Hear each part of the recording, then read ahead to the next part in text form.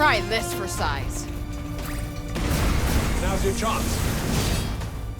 Square Enix isn't shy about bringing Eastern and Western gaming together with releases from stuff like the minimalistic JRPG Dungeon Encounters to games based in the Marvel Universe. However, one game that stands out in their upcoming catalog is the Luminous Productions developed Forspoken. With its isekai premise of traveling to a fantasy world with magical abilities, some might write this off as a gimmicky action game used as a way to show off the Luminous engine. However, while there are some beautiful action systems here, I was mostly drawn to the main protagonist, Frey Holland.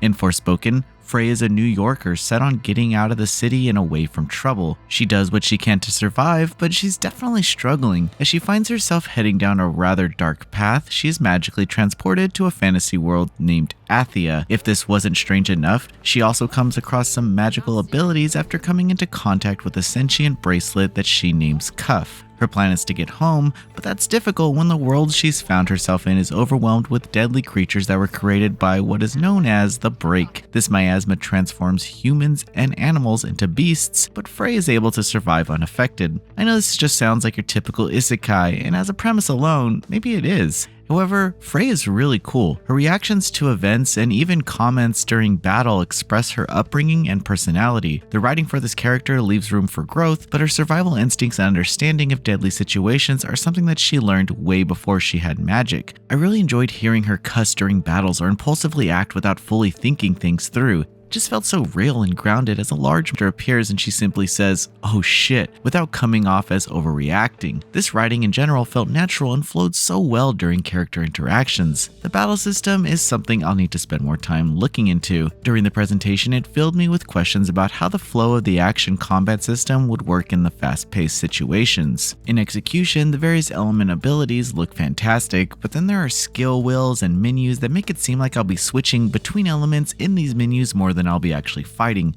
Streamlining this process is important to keep players engaged in the battle. Further, navigating this world feels very much inspired by games such as Nier Automata, as Frey has access to various abilities that can speed up traversal. The game touts a parkour system where players can scale walls and buildings as they quickly get through the world. There are optional places to explore, but randomly a break storm may occur, causing Frey to fight against waves of powerful enemies. I'm curious to dive deeper into the leveling and weapon systems, which may require material farming from fighting monsters. While watching the presentation of Forspoken, I was surprised by the scale of this game and the action systems, but I was more interested in Frey herself. I found her reactions to the world and her isekai situation so relatable and grounded that it made me want to follow her through this journey and see what she makes of it. There's a big adventure to discover here, and I'm looking forward to getting to know more. Forspoken is coming to PlayStation 5 and PC on May 24th, 2022. Thanks for watching. Please read the full preview at noisypixel.net. NoisyPixel is run by a group of gamers who work hard to deliver news, reviews, previews, and more. Please subscribe to keep up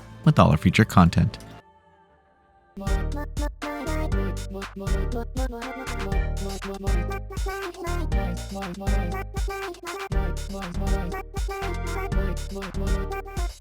Noisy Pixel.